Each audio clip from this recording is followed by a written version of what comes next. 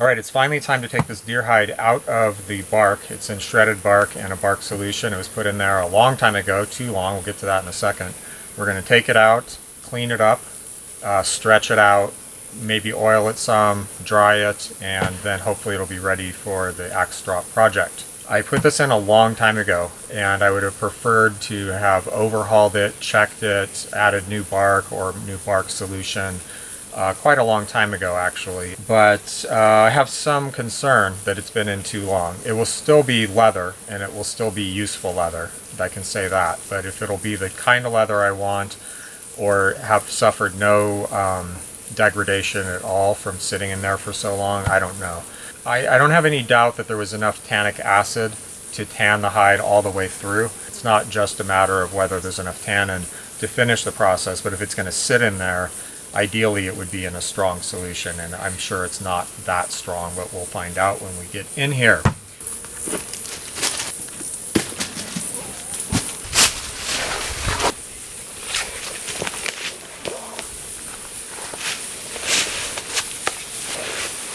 This was packed away in shredded oak bark and tanning solution, and it actually looks like some of the water evaporated or leaked out, which is bad.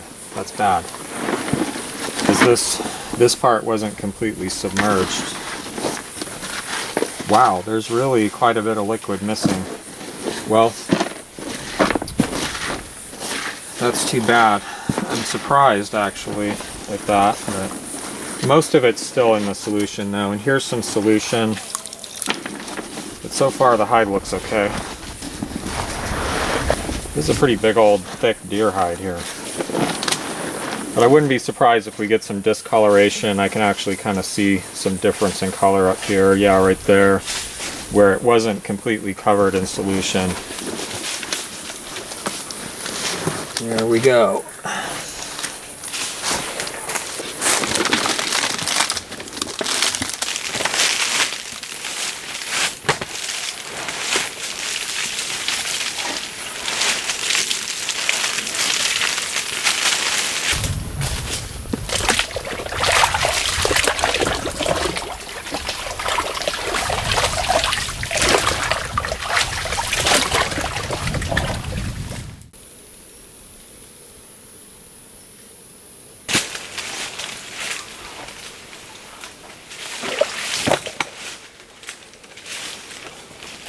Now I already knew that this hide was tanned through enough, but this is how you check it if you're not sure. And cut in, you know, a ways too. That's like 3/8 of an inch in. And you're just looking for a solid color like that. If it wasn't finished tanning, there'd be a white line through the center where the tannic acid hadn't reached yet.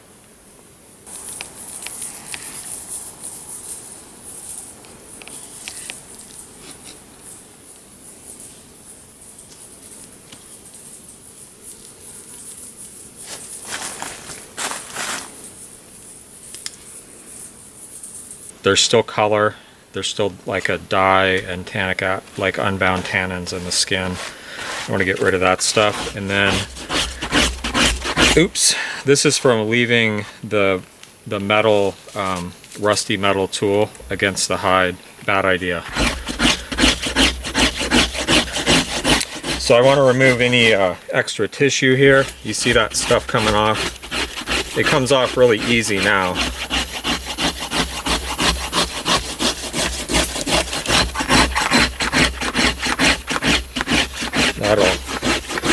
Getting that stuff off will make a nice smooth flesh side here.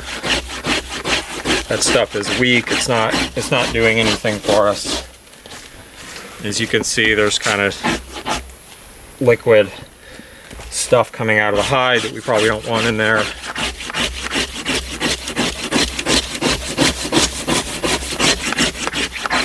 See how clean that is now? And look at all this stuff we don't want. That's like the old flesh side stuff. We call it membrane, hypodermis.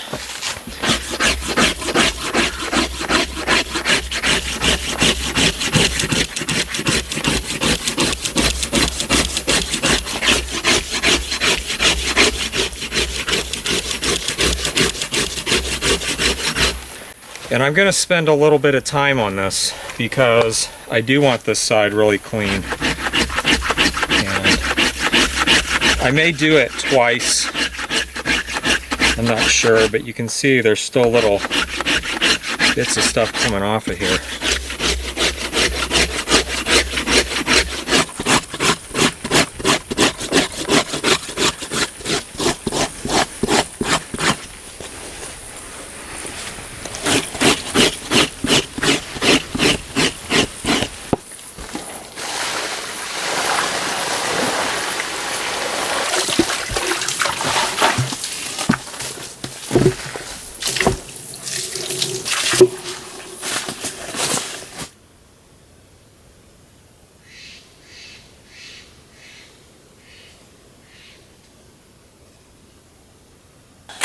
Alright, so I'm going to explain what we're going to do here, and I'm just laying here because I don't feel like moving the camera and setting it up again. I have the hide draining on the beam over there, and then I'm going to go scrape the flesh side one more time, but I want to push the water out. So I want to push the extra water out because I just rinsed it a couple more times. I'm going to explain to you what I usually would do, and then I'm going to explain kind of what I'm thinking I'm going to do, and we'll just kind of adapt as we go. When the hide comes out, it's a little bit shrunken. And it's not flat because the skin doesn't really want to be flat, right? I mean, it came off of a round animal. The animal's all oddly shaped, and so the skin isn't flat. But usually to make stuff out of leather, we tend to want it to be more flat. So I'm going to use these two tools right here to try to get it flattened off. This is a metal scraper, but it's fairly dull. It's not a sharp metal scraper. And this is a piece of slate with a polished rounded edge that is used for polishing and stretching the skin. First thing I'm going to do is lay it on this hard surface. This is just a big sheet of plastic. You could use plywood or stone or whatever. And I'm going to go over the flesh side with the metal scraper and try to push out more liquid and get the hide kind of stretched out, like start to even out the wrinkles and get the hide stretched, because in the tanning solution the hide tends to shrink down because the tanning solution is astringent. You know, it's puckery. Like if you were to bite and chew on a piece of oak bark, it would pucker your mouth. Well, it puckers the skin in the same way. Okay, so normally what I do is I take this, which is a mixture of tallow and olive oil, and that can be goat fat, deer fat, cow fat, sheep fat, elk fat. All of those are tallows. And I mix this with about 1/3 of olive oil, which is a fine light oil. So that's called dubbin.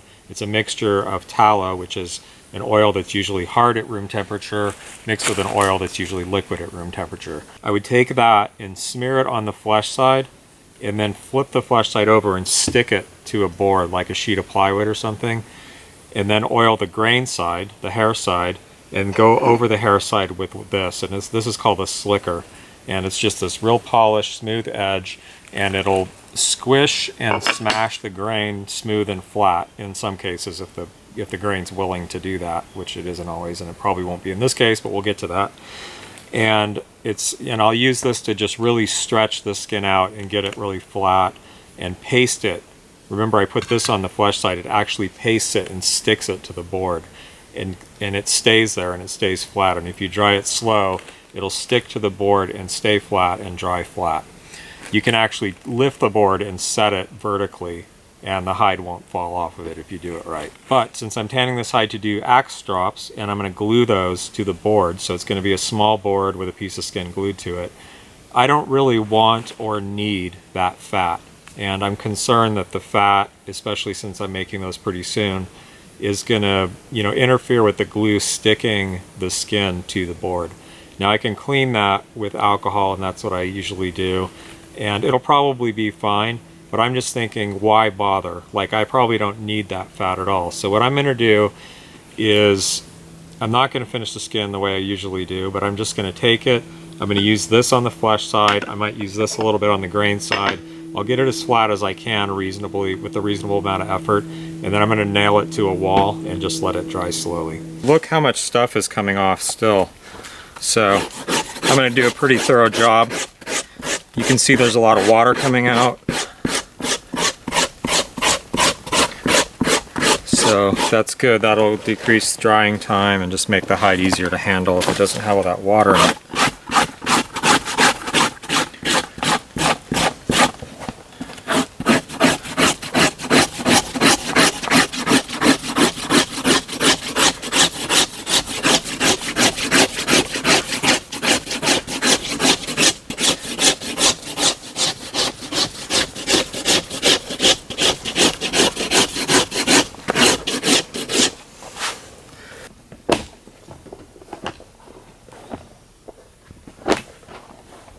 Okay, you see what I'm talking about here. It's not flat. You start with this scraper, kind of work from the middle out, and just start trying to get this thing a little flatter. Looks like I got it pretty dry with the scraper on the beam, so that's not a problem. Just gonna start getting this thing in shape. This is made from stainless steel. It's not a, you know, steel that you can sharpen. It's just like sheet metal. Just a scrap of sheet metal. Because it's never made really sharp anyway. In the old days this might have been made out of like iron or bronze. But stainless is better because it's not going to stain the skin. Any iron that touches the skin, like we saw here, this is a permanent stain from me setting the scraper down and forgetting that it was kind of rusty. So stainless is better if you can get it. See, it doesn't want to be flat.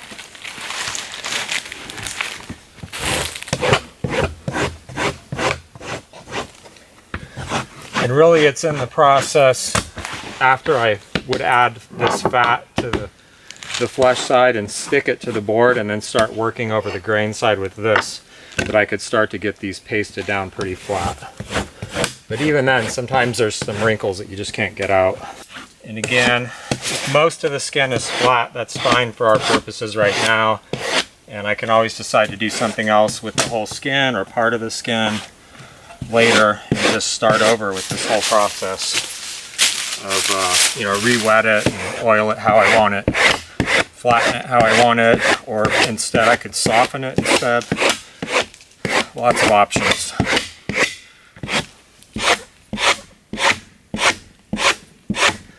Start applying a little bit of pressure here.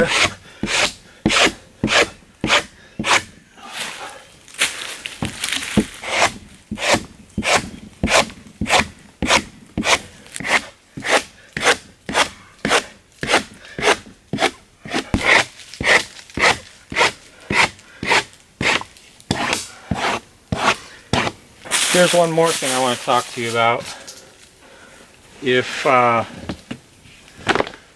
I wanted this grain to be smooth, I would actually need to oil it and compress it with the slicker, this tool right here, because it's not flat, and it never is completely flat and smooth, and that actually requires some effort on my part.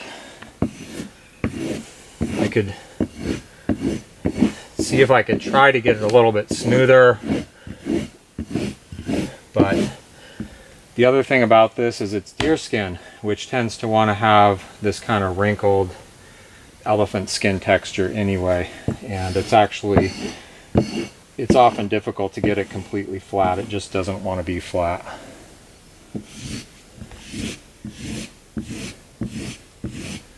So I'm just going to ignore that completely for now. Chances are, if I end up using this hide for the strops, I'm going to use this section where the grain got damaged when the deer was drugged by the hunter, and I went ahead and scraped all the grain off of that section. That's probably the section we'll use, and this would be the surface that you actually strop on.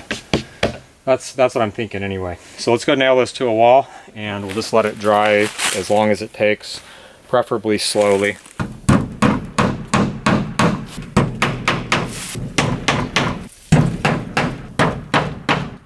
I have no idea what I'm going to do with the rest of this skin. I'll probably just throw it in the pile until I actually need it for something, and then I can finish it out however I want. Or I'll use it for videos to demonstrate things. It's just not going to flatten out.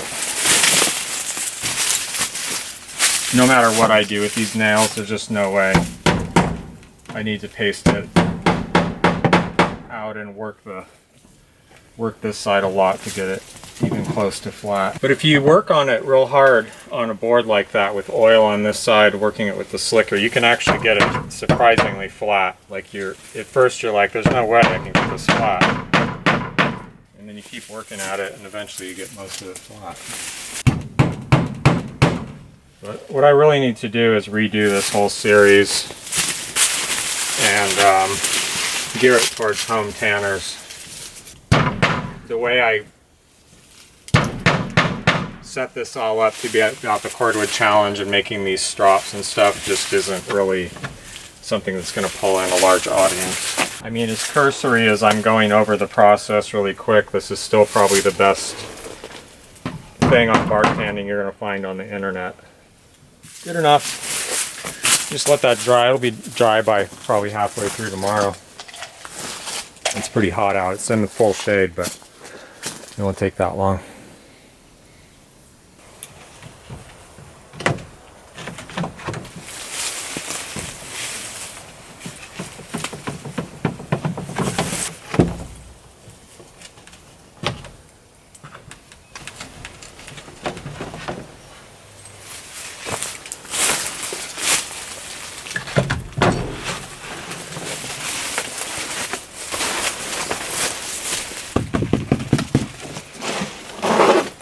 Yay, it's leather!